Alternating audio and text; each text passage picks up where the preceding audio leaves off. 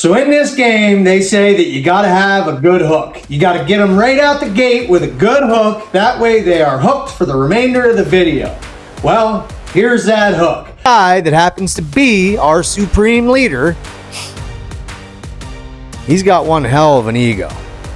Yeah, his ego, it ain't dying anytime soon.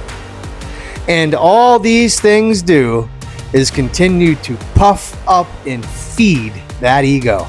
The last time this happened and God's people set up a golden image, wasn't good. Wasn't good at all. They just can't seem to get it through their thick skulls that God gave us commandments. And one of those commandments is don't set up idols. Do not worship any other God but me. I am the one and only. If there's one thing about this God, he is a jealous God. And so I hate to even associate myself with it. See, I am a follower of the way. Follower of the way. You know, in the Bible, we're told, to be a Hebrew is to be one in covenant with the Father. The word itself means to cross over, and that means to cross over from this place where I was previously at as an unbeliever, as someone not in covenant with that God, and to cross over into this place of covenant with that God. And so, if anything, I'm a Hebrew. I'm a Hebrew, baby. There's your hook. So, not sure if you saw the latest blasphemy out of our great leader. But yeah, he has now turned himself into a golden idol so that the sheep can come to worship before that great golden statue that is Trump. Unbelievable. So we go from, AI images, to I don't even, I mean, it just never ends with this guy. But ultimately, he's been, somewhat, I would say, poking and feeling and prodding his way, I guess, to see, what he can get away with. The whole way up to now, the culmination of it all with this golden statue. And I think it's unbelievably ridiculous. And I just can't, for the life of me, understand. Now, I think we all know this guy has a massive, massive ego. And, I don't know if any of you are familiar with like Eastern philosophies and Eastern religions and even the Bible itself, I would say hints at the idea that the ego is bad, that it's not good, and that, to be operating in a good place, a place of love and humility, well, that ego, it's got to die. But this guy that happens to be our supreme leader, he's got one hell of an ego. Yeah, his ego, it ain't dying anytime soon. And all these things do is continue to puff up and feed that ego. And the fact that, look, I get it. In the beginning, a lot of us were had by all the promises on the campaign trail. I mean, after all, the reality is we were faced with two evils, and it was a matter of picking the least of the two, right? That's the reality. And if you didn't want, drag queens teaching your kindergartner, their tactics, at reading class, then, this is who you voted for. I mean, again, weren't many options that we get, right, in this two-party paradigm, this two-party system that is absolutely ridiculous and there to, clearly divide. But again, that's not what we're here to talk about today. That's aside from the point. Hopefully, though, people are waking up to that. I feel like they are somewhat. But leaving that alone for the time being, we're here to talk about this golden statue, because ironically, a lot of the support that's behind Trump has been from the Christian community. And I know I've seen a lot of that community turning away. I give them their props for recognizing things for what they are and turning away from supporting this guy. But yet, there's still loads of them out there that do, and that claim to be Christians. And again, the irony in this is unbelievable. And it's interesting because the book that these people follow, if they claim to be Christian, is the Bible. And in that Bible, there are story after story of God's people being a rough-necked people, a people that just, hard-headed, rough-necked. There's all kinds of descriptions of the stupidity of these people all throughout time and what God was dealing with. Thank God that God is a God of patience, because I know mine would have ran out long, long ago with people like this. And yet that's what this God is still dealing with today. These types of rough-necked people that just can't seem to get it through their thick skulls that God gave us commandments. And one of those commandments is, don't set up idols. Do not worship any other God but me. I am the one and only. If there's one thing about this God, he is a jealous God. Hopefully you know that. Hopefully that's not news to you if you are one of these Christians. But he is in fact a jealous God. And he does not, I repeat, he does not like idols.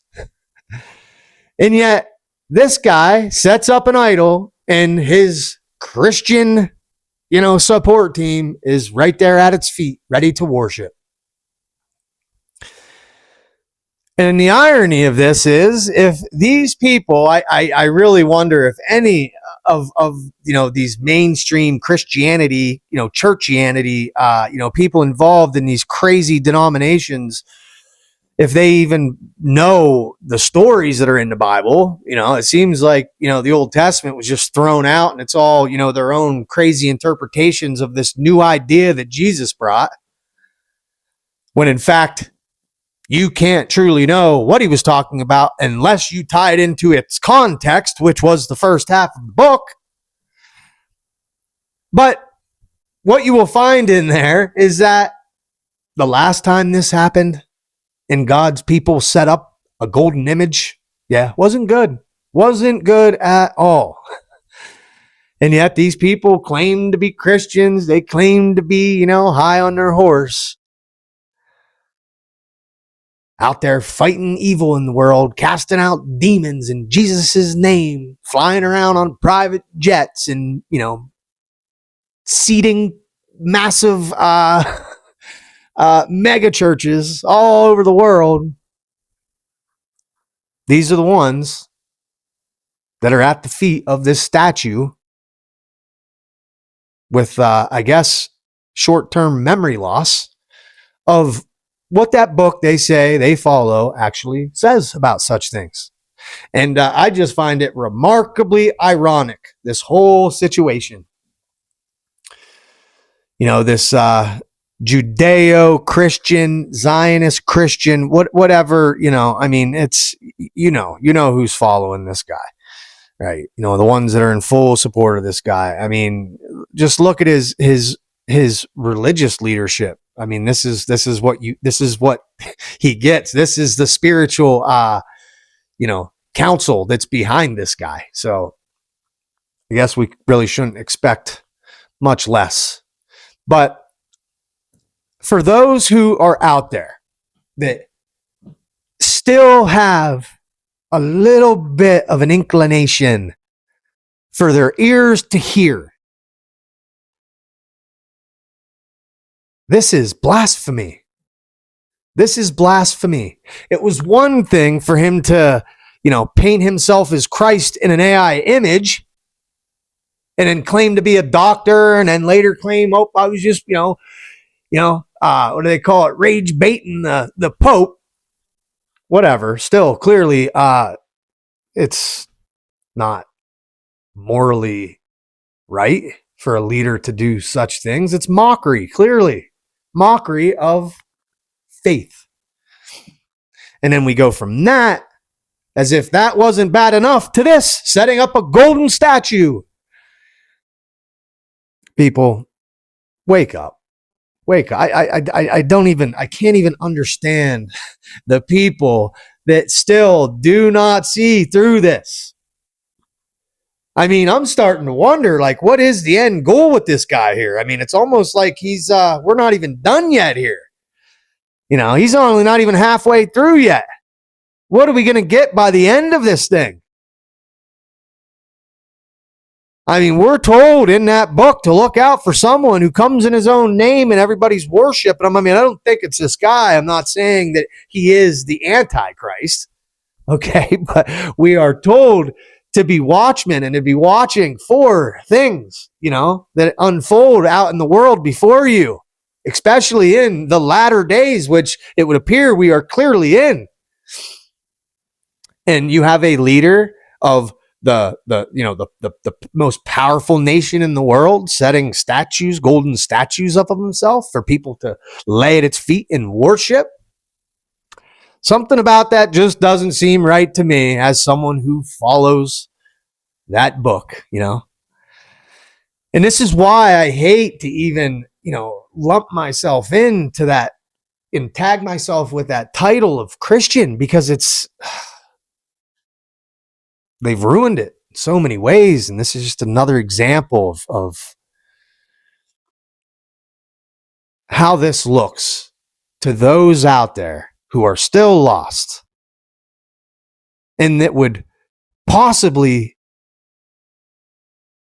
be able to be reached by, the true message. And yet they look at things like this and it just completely turns them off, puts a bad taste in their mouth. And for many of them, unfortunately, they'll never return to that idea, that inclination that maybe there's something true in that. No, because of ridiculousness like this. This is what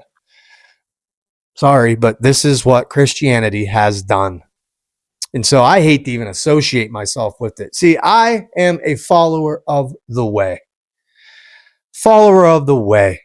In the Bible, we're told, to be a Hebrew is to be one in covenant with the Father. The word itself means to cross over, and that means to cross over from this place where I was previously at as an unbeliever, as someone not in covenant with that God, and to cross over into this place of covenant with that God. And so, if anything, I'm a Hebrew.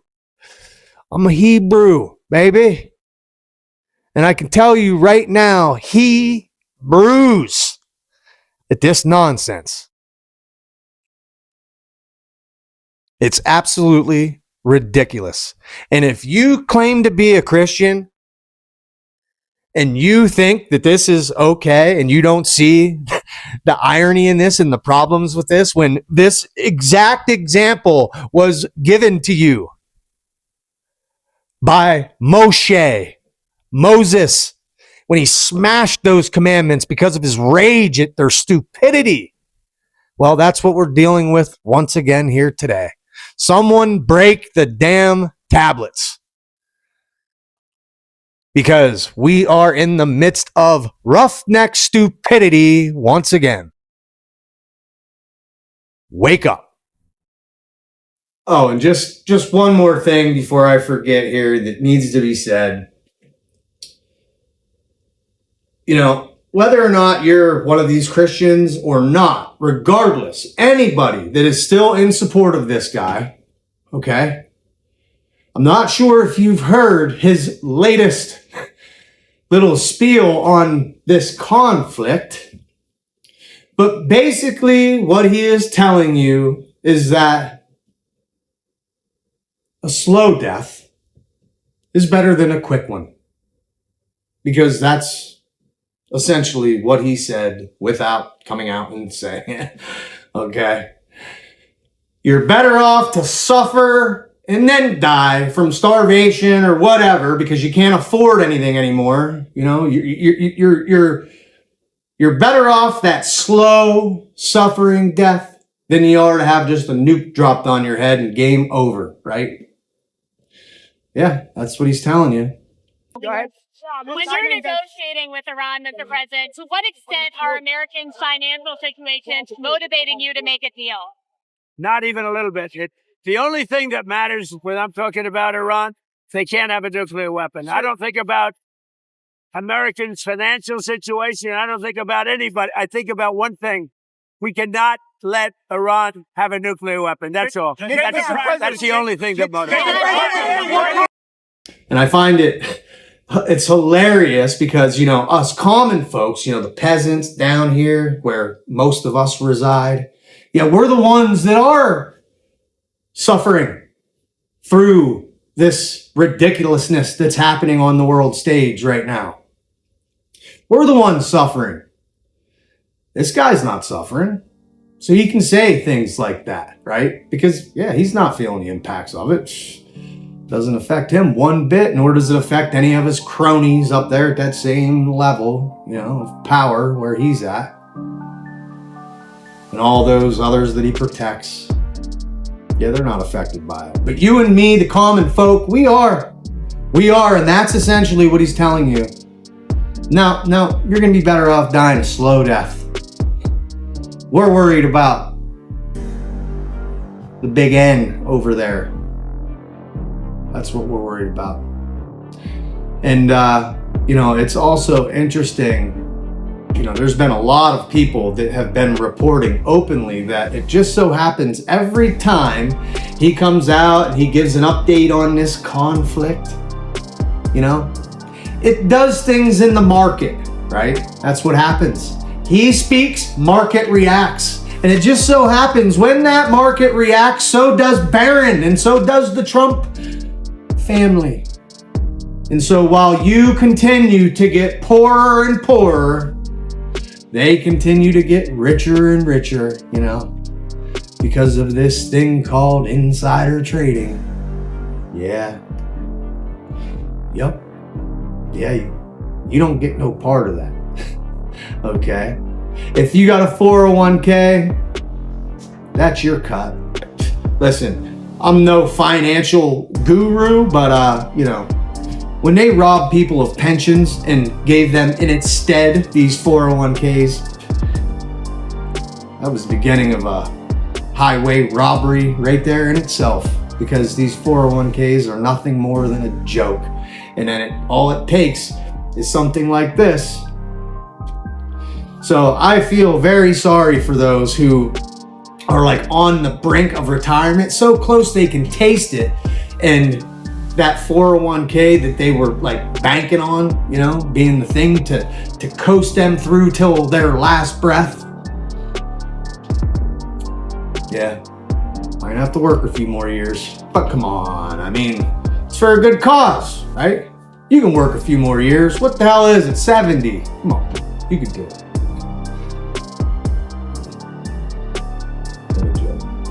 Anyway, I think I said enough. This is Stumper, as always, and it definitely applies in this one, I'm sure. But sorry about your toes if we stepped on them. If you haven't yet, subscribe. We're out.